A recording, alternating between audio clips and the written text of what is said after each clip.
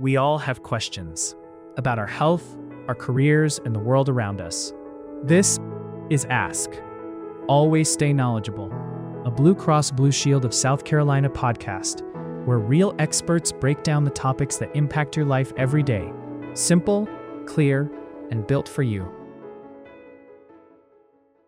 Welcome to today's episode. We're talking about how to build a healthy lifestyle. We're joined by Kayla. She's going to talk to us about what that really means and how to fit that into your day. Thank you for being here. Thank you for having me. People hear the phrase healthy lifestyle a lot. What does that really mean? I like to think of a healthy lifestyle more of on a continual spectrum, right? We can't be perfect all the time. It's not a marathon. Actually, it is a marathon. It's not a sprint. So, making those daily healthy habit changes, trying to incorporate exercise into your daily routine, being mindful of those choices that you're making for your nutritional needs, watching portion sizes. It's very simple. You don't have to make it complicated. It's simple choices, simple decisions every day. And as that builds upon one healthy habit to the next, all of a sudden you realize, oh, look at all these healthy changes I've made. I'm curious because the way you said that, what's a common myth? It seems like maybe a little bit is that you have to change your whole life. But what's a common myth that people have around being healthy and having a healthy lifestyle? I think people get hung up on being perfect. Like, I have to get to the gym 7 days a week. I have to only eat healthy food.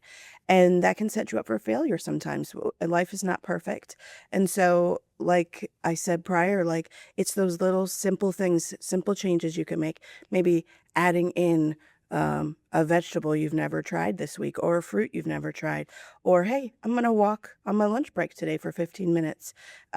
So I would love people to get away from that perfection. Life isn't perfect. We're messy. Life happens. We're so busy.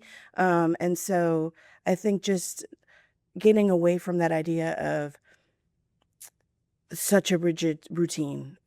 You got to work things into your lifestyle, work things into what works for you, and what you enjoy doing. If you hate weightlifting, don't add that into your routine. But if you love walking it outside, that's 30 minutes of some great exercise for your heart health. So it's really great advice for movement and increasing your exercise. But when we talk about nutrition, what are some things that busy people can do to fit nutrition into their life, especially for like parents or caregivers, or anyone that's busy? Yes, life runs at full speed, right? So I like to food prep. I think that's a really great tip for those who are on the go all the time. So if you take a Sunday and do some prepping of food in batches that you can freeze and then cook during the week.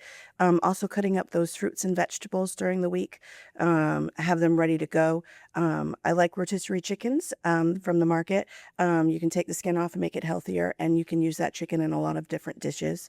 On-the-go snacks are really key for avoiding those junk food items in the vending machines. So if you bring along like string cheese or trail mix or just whole fruits, you're going to have that handy, healthy snack right at your fingertips, and that'll reduce that temptation of the unhealthy snacks. Now, I know we're all busy, right? And sometimes we do have to go through the drive-through.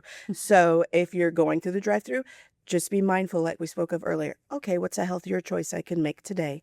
That's not maybe a hamburger. Maybe I'll try the grilled chicken sandwich, and instead of the fries, a side salad. Or if you really need those fries, the smallest portion that they have, right? So just watch your portion sizes. And then a lot of times too, you can reduce your calories and your sugar intake if you choose those non-sugary drinks. So some people don't like the diet sodas, but you can just opt for water, or carry a water pitcher with you that's infused with some fruit, or some people like the cucumbers or lemon slices in their water to help give it a little bit of flavor. One thing I heard you say was like being prepared, right? That's that whole meal prep thing.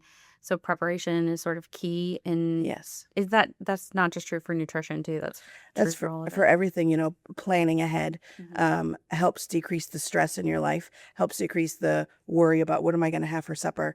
I'll just run through the drive-through because I don't have anything planned. But if you have those ideas in your head, already food prepared, it takes a lot of that worry and stress away at the Yeah. end of the day. And you were talking about when you were talking about, if you're going through the drive-through and you just really want fries, you're craving fries, have the smallest portion. What is some like key ways that people can still have the foods they want? You're not talking about don't ever eat cake, That's right. right? That's right. So it's all about moderation, I feel. Life is worth living, right? We need to enjoy ourselves. Mhm. If we deprive ourselves of all the things that we enjoy, it's not going to be successful. We're not going to be happy. And so I feel like watching your portion sizes instead of that big slice of cake, maybe cut it in half. Only have it once a week. Don't have it every day. Um, I think just being mindful of the nourishment that you're feeding your body and realize it's fuel for your body. You can enjoy it, but your body needs that good nutrition. Yeah, and balance it out a little, Hmm. right? Absolutely. And there's a nice method I like to use.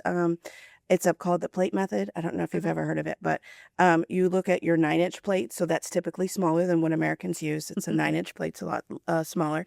But if you make half of it fruits and vegetables, and then the other 2/4, maybe a bit of your lean proteins, chicken or turkey, things like that. And then the other little quarter could be your fats or carbohydrates. That really builds that healthy plate, and you're nourishing your body with really good fuel.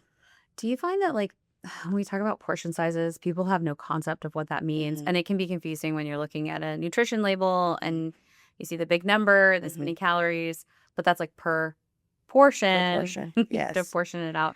Do you have any tips for how people can portion their food? Like, is there some way to know, um, like a 9-inch plate, right? Hmm. I can measure my plate every Yeah, day I know, and your plates can be bizarre, different based on where where you where you're are. at. And so I like your fist method for your protein. That's how big your protein size should be. If you close your fist and look at it, that's how big your steak or your chicken should be. And if you look at a plate, any plate, if you load it with half of fruits and vegetables, Mhm. you're never going to go wrong with that, right? As long as you're cooking it healthy, not adding lots of butter and watching your salt and your seasoning spices on that. Seasonings are better than salt, and it provides a lot more flavor. Okay. You kind of already talked about this, but um for someone who doesn't love the idea of like working out or like you said, strength training, what are some good ways you can still incorporate physical activity into your daily life? So I like to think of things like taking the stairs instead of the elevator. Mhm. You'd be amazed at how much exercise you can get in 3, 4 flights of stairs if you take that a couple of times a day versus the elevator. When you're parking at the grocery store or going shopping, parking in the furthest parking spot that's safe for you to walk in, that gets those extra steps in. Even just a 30-minute brisk walk sometime during your day, in the morning before you start work, in the middle of the day, or when you get home. Getting that some sort of movement in. Even stretches in the evening time while you're watching your favorite show, you're forgetting how much time you're spending on your exercise. And that stretching helps our flexibility, which helps as we age.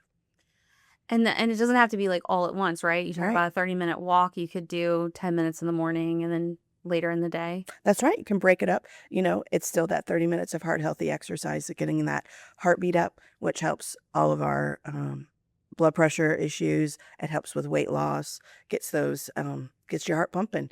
And it releases really good endorphins, those feel good hormones when you're walking. And, at the end of the day, you're feeling better than you were. Do we have this hang up that like that doesn't count as exercise? Some people do. Some people feel like the gym is the only place I need to be, right? But that's not true. When you're getting your heart elevated, it could even be gardening or cleaning the house. Those count too as exercise. So ultimately, what do you think people should take away about fitting movement into their day? The more movement we do, the more active we are, the better for our long-term health. So even if you're doing 30 minutes 5 days a week, that's not even every day, every week. The more you do, the better you will be in the long term. As we age, things can happen, right? we have blood pressure issues, we gain weight. But getting that movement in decreases those chances by getting your heart pumping, the blood flowing, and helping the weight gain that sometimes happens as we age. Doesn't have to be perfect. Just get up and move. That's right. 30 minutes. And just like you said, it doesn't have to be all at once. Find a couple of minutes every day. You can even sit at your desk and use like a little pedal mover. People have those too under their desk, and it's just all about getting that blood flowing, getting that heart pumping. You talked earlier about the benefit of the endorphins from physical activity, but that the physical activity that you can incorporate does actually affect your mental health as well. So let's talk a little bit about the role stress plays in our lives. I mean, we're all busy and we all have stress. So what should people know about managing their stress and their mental health? So stress is a huge thing, right? Life is fast and everyone has stress, but managing that is so important because when you have a long-term stress on you, those cortisol levels are rising in your system. Those affect every organ in your body. So that can cause issues with high blood pressure in your heart, weight gain. It can cause anxiety and depression. So it's really important to have that stress reliever. I'm a big proponent of relaxation techniques because you can do that anytime during the day if you're having a stressful day at work. I like this box breathing technique. I don't know if you've ever heard of that, but it's like inhaling for 4 seconds and holding, exhaling for 4 seconds and holding. And it really, if you do that over a cycle, it really does bring that anxiety and stress level down, your blood pressure down, and you'll notice you'll feel better. Even if you can step away from your screens, even it's computer, the phone, the news, social media, for 10 to 15 minutes, because it really does raise your stress levels because the news is always on the negative side and it stresses us out. Pet therapy, I love pets. So if you have pets, like playing with your animals, that's been known to decrease stress levels too. And then even just chatting with a friend who understands the stresses in your life and talking and communicating with others about your issues and stressors will bring down those levels. And then like we talked about before, taking a 10 to 15 minute walk, that releases those good endorphins and it's going to help that stress level come down. One of the things that I like to do is I have this firm boundary with my phone. Like I don't check it.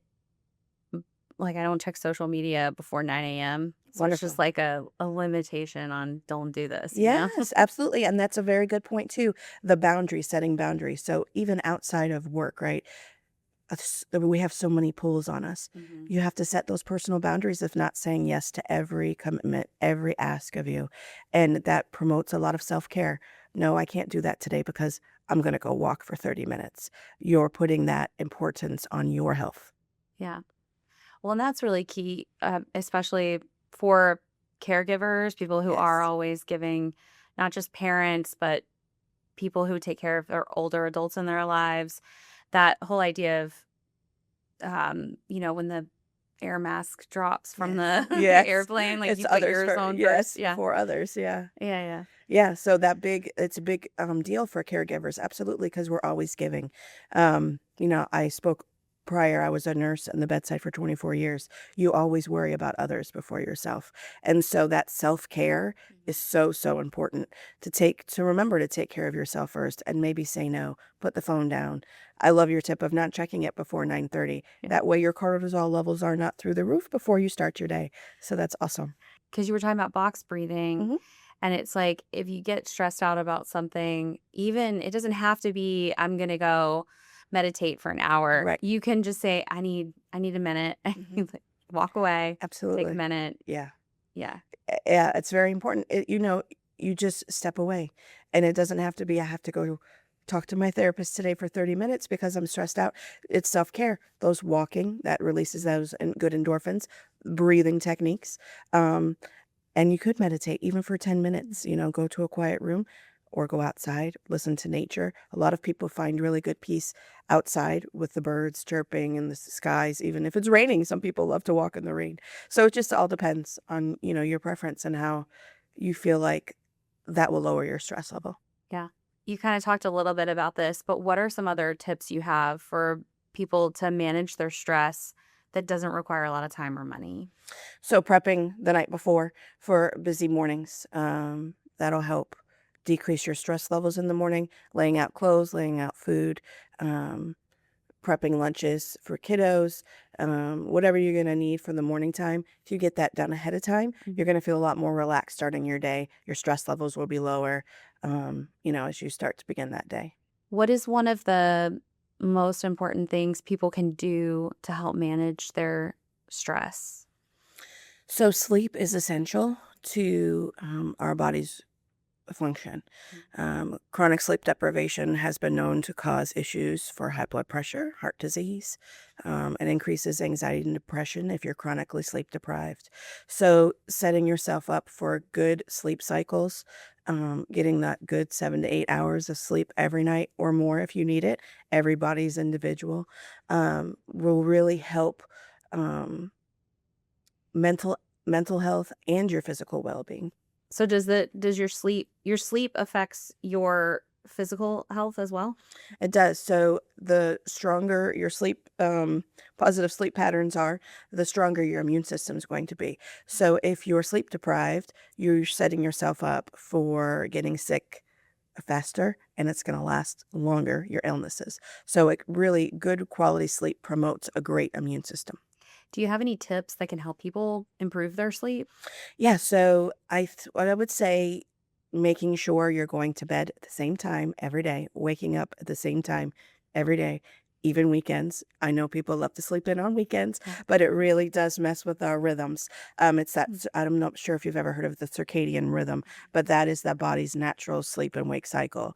And if we're going to bed erratically, it really does interfere with that. And so when you're in those cycles, those REM cycles, that melatonin is really important. That melatonin production is really important for good sleep.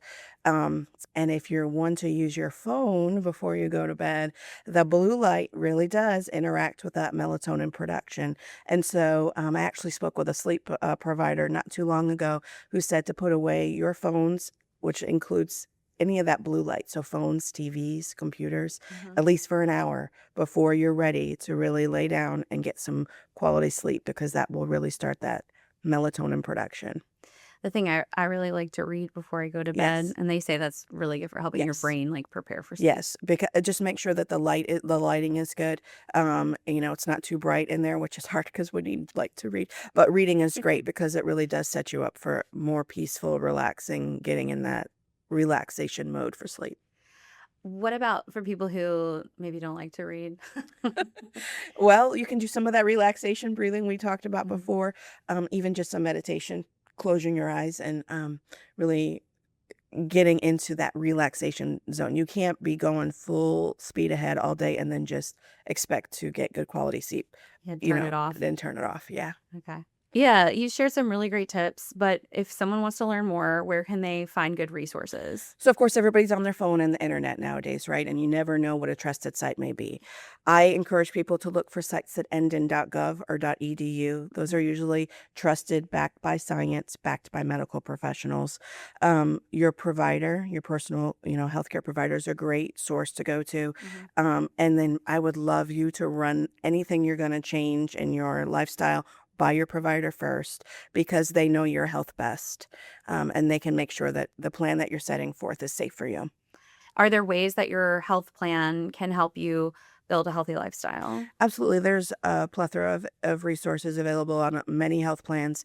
If you call the number customer service on the back of your card, they can guide you in the right direction, or the My Health Toolkit Yep. will help you. I know that many people have been helped by our program that I'm a part of currently, the health coaching program. We have certified health coaches, Mhm. nurses, diabetes educators, respiratory therapists, and really we help partner with you, with our members, to help get them where they want to be with their health goals. It's a journey, not not a sprint. It's a marathon, and so we get them to where they want to be, and we develop great relationships with a lot of our members. Yeah, that's wonderful. Yeah. You're not doing this alone. Right. No, yeah, we're here to support you. And I want people to remember that. Like, we're here to help you. We're here, we have tons of experience, tons of resources to point you towards. And, we're going to get you where you need to be. So if for our listeners, someone's listening, what is one step they could take this week to create a healthier lifestyle?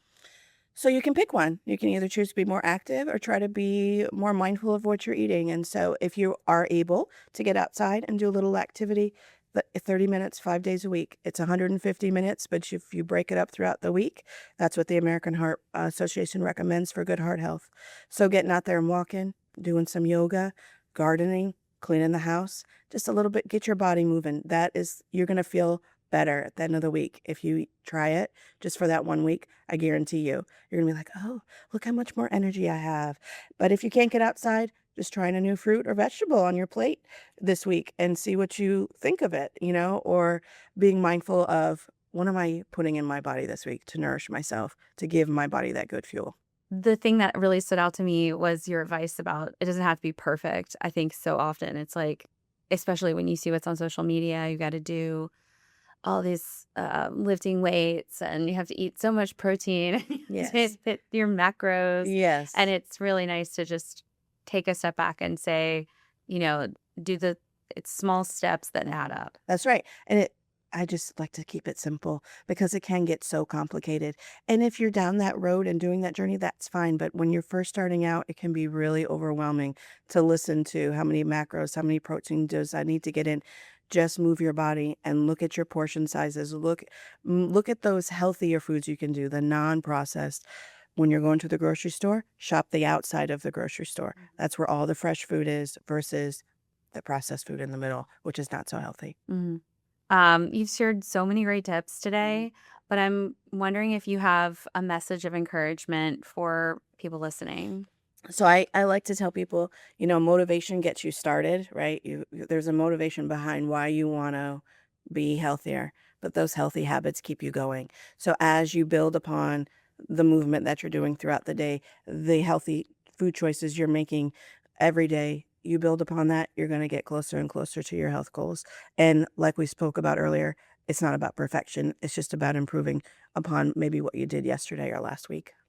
And if you have a setback or you kind of fumble a little, that's okay.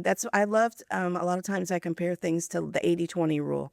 So if 80% of the time you're hitting the mark with your exercise or movement goals, how you're eating, healthy habits, if 20% of the time you don't, it's not going to derail your progress. So, it goes along with life isn't perfect, life is messy. It's okay. Just keep moving forward and thinking about those healthy habits you can make. oh, that's wonderful. Okay, I wanted to do one more thing, but you said box breathing. Yeah. It made me think, could we do You like wanna do it? one? Could we do it? Okay. Is it like you breathe in for 4? So you breathe in, you inhale for 1, 2, 3, 4, hold, 1, 2, 3, 4, exhale for 4, 1, 2, 3, 4, and then just be still. Yeah, there you go. Okay. Yeah. And if you do it in a couple of cycles, hmm all of a sudden you're like, I feel better. Yeah, you Yeah. do. Yeah. We should have done that before we started. Well, we ended on that note, so Yeah. that works out pretty well. Well, thanks so much for joining us today. It was my pleasure. It was really fun to talk to you today. Yeah. Thank you for listening. Please join us next time.